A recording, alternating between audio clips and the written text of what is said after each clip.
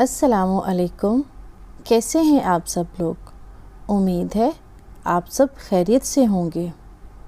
آج کے اس ویڈیو میں جس صحابہ کرام کے بارے میں بتانے لگی ہوں وہ ہیں حضرت حمزہ بن عبد المطلب رضی اللہ تعالیٰ عنہ۔ حضرت حارث تیمی رضی اللہ تعالیٰ عنہ فرماتے ہیں کہ غزوہ بدر کے دن حضرت حمزہ بن عبد المطلب رضی اللہ تعالیٰ عنہ نے شتر مرغ کے پر کی نشانی لگا رکھی تھی۔ ایک مشرک نے پوچھا کہ یہ شتر مرغ کے پر کی نشانی والا آدمی کون ہے؟ تو لوگوں نے اسے بتایا کہ یہ حضرت حمزہ بن عبد المطلب رضی اللہ تعالیٰ عنہ ہیں۔ تو اس مشرک نے کہا، یہی تو وہ آدمی ہیں جنہوں نے ہمارے خلاف بڑے بڑے کارنامے کیے ہیں۔ حضرت جابر بن عبداللہ رضی اللہ تعالیٰ عنہ فرماتے ہیں کہ جب غزوہ احد کے دن لوگ لڑائی سے واپس آ گئے تو حضور صلی اللہ علیہ وآلہ وسلم نے حضرت حمزہ رضی اللہ تعالیٰ عنہ کو ان لوگوں میں نہ پایا۔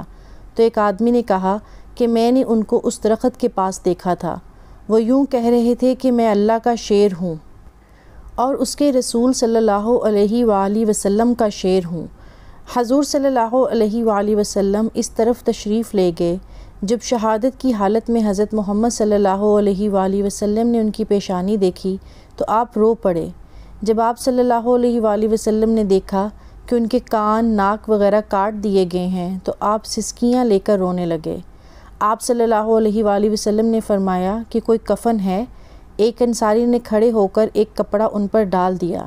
حضرت جابر رضی اللہ تعالیٰ عنہ فرماتے ہیں کہ آپ صلی اللہ علیہ وآلہ وسلم نے ارشاد فرمایا کہ قیامت کے دن اللہ تعالیٰ کے نزدیک تمام شہیدوں کے سردار حضرت حمزہ رضی اللہ تعالیٰ عنہ ہوں گے۔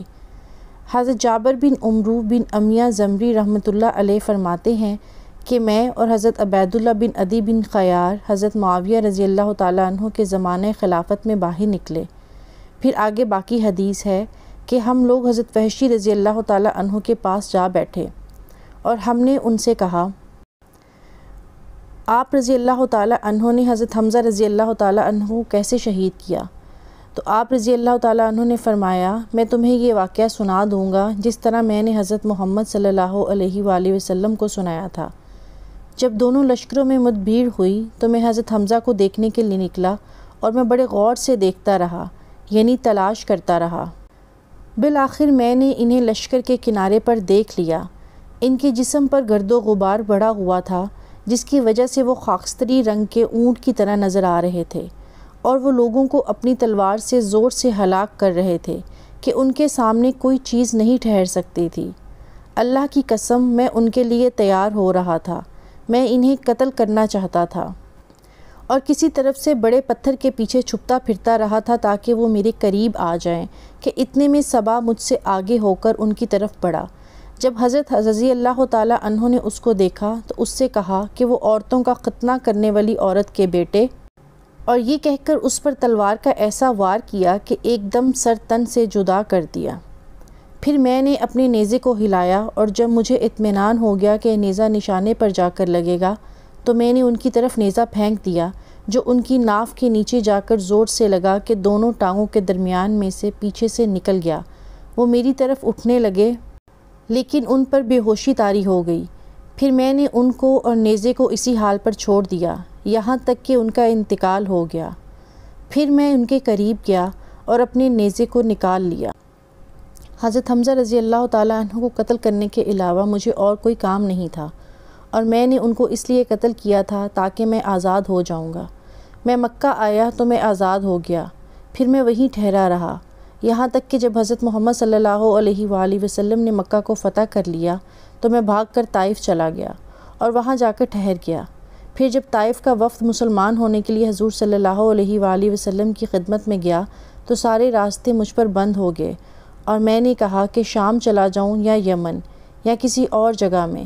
ابھی اسی سوچ میں تھا کہ ایک آدمی نے مجھ سے کہا، تیرا بھلا ہو، اللہ کی قسم جو بھی کلمہ شہادت پڑھ کر حضرت محمد صلی اللہ علیہ وآلہ وسلم کے دین میں داخل ہو جاتا ہے، حضرت محمد اسے قتل نہیں کرتے ہیں۔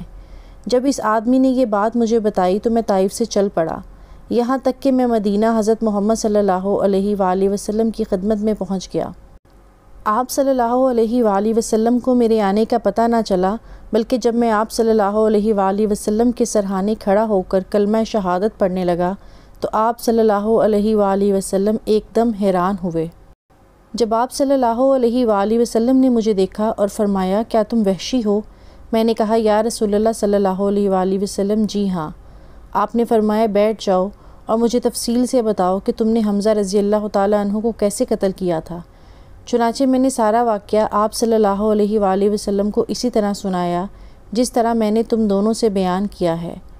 جب میں سارا واقعہ بیان کر چکا تو آپ صلی اللہ علیہ وآلہ وسلم نے مجھ سے فرمایا تیرا بھلا ہو، تم اپنا چہرہ مجھ سے چھپا لو تاکہ میں تمہیں کبھی نہ دیکھوں، یعنی تم سامنے مت آیا کرو، اس سے میرے چچا کے قتل کا غم تازہ ہو جاتا ہے۔